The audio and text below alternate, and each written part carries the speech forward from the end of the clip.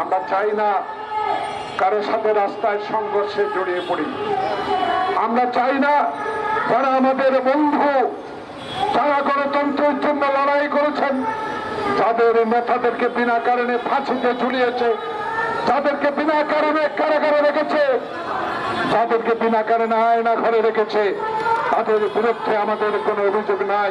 কিন্তু একটা অনুরোধ, এই অপরাজয় বাংলার এই পদদেশ থেকে আপনাদের কাছে অনুরোধ জানাবো, দেশে যখন নির্বাচনের প্রস্তুতি চলছে, সারা বাংলাদেশের চা দোকানে, গ্রামে গঞ্জে, পৌরসভা, বিভাগে, শহরে যখন একটি কথা হচ্ছে, ফেব্রুয়ারি মাসে 16 বছর পর আমার ভোট আমি দিব, সেই ভোটটা যেন নষ্ট না হয়, সেই ভোটটা যেন কারণে না করতে পারে, সেই বিষয়ে যদি কোন রকম শঙ্কা তৈরির জন্য আপনাদের উপর মানুষ দোষারোপ করতে না পারে, সেই দিকে লক্ষ্য রাখবেন। প্রিয় বন্ধুগণ, তাই আজকে এই অপরাজয় বাংলাদেশ থেকে সরকারের কাছে অনুরোধ জানাবো, আসুন সালাউদ্দিন সাহেব গতকালকে যে অবলীল একটা সুন্দর বক্তব্য উপস্থাপন করেছে, যে বক্তব্যের মধ্য দিয়ে বাংলাদেশের মানুষকে সালাউদ্দিন বিএনপির পক্ষ থেকে বুঝিয়ে দিতে পেরেছে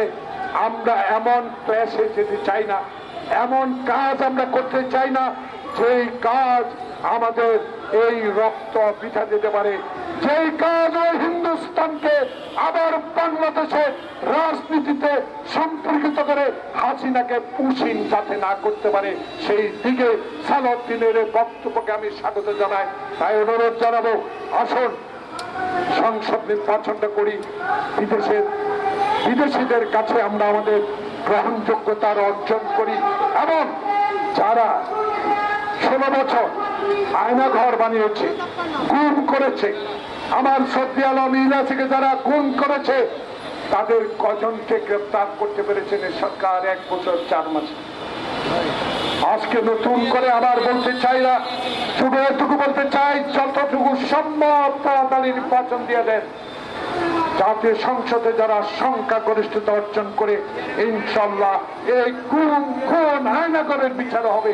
যারা বিচার বিভাগে ধ্বংস করে দিয়েছে তাদেরও বিচার করা হবে ইনশাল্লাহ। আল্লাহ আপনাদের সহায় হন। বাংলাদেশ জিন্দাবাদ। সবাইকে ধন্যবাদ। এবং